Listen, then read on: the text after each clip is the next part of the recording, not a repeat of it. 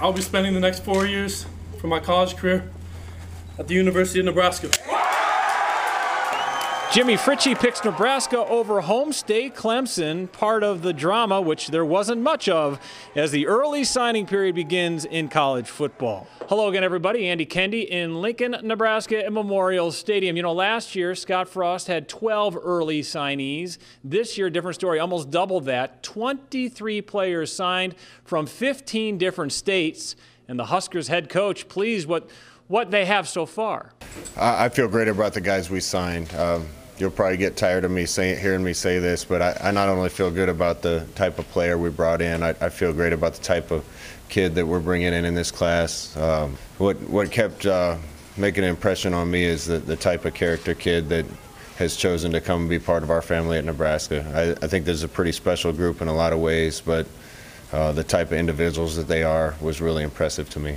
The class includes 5 in-state players, including Chris Hickman and Nick Henrich, both of Omaha Burke. They signed on Wednesday. They'll have a signing ceremony on Thursday, but keeping the top in-state players in-state, a major priority for Scott Frost. I thought it was a good year in Nebraska, talent-wise. If we can sign 5 scholarship quality players from the state every year, that'll be a good start for us.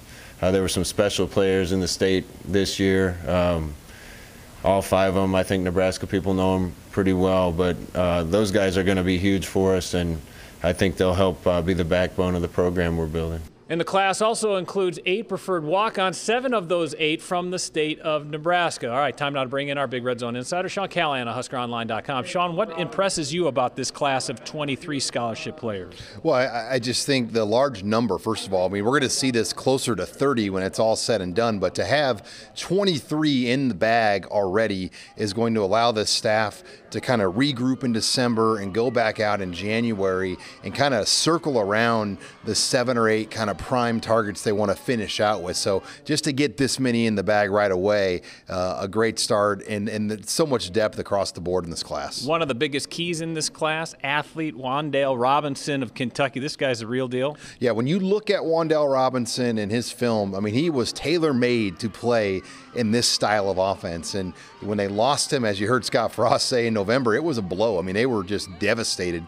But credit the coaches from Nebraska for sticking on Wan'Dale Robinson and allowing the Huskers to stay in the fight and then eventually get his commitment back to them. All right, 23 players in all. However, one of the best players in the Metro taking his talents down south to Texas. With more on that, here's KETV Newswatch 7's Thor Tripp.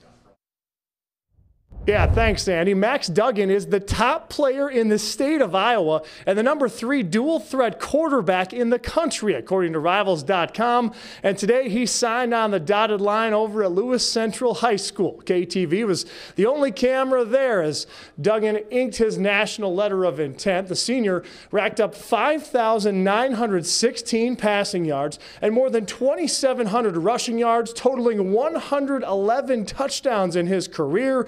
And Duggan says he's excited to get to Fort Worth.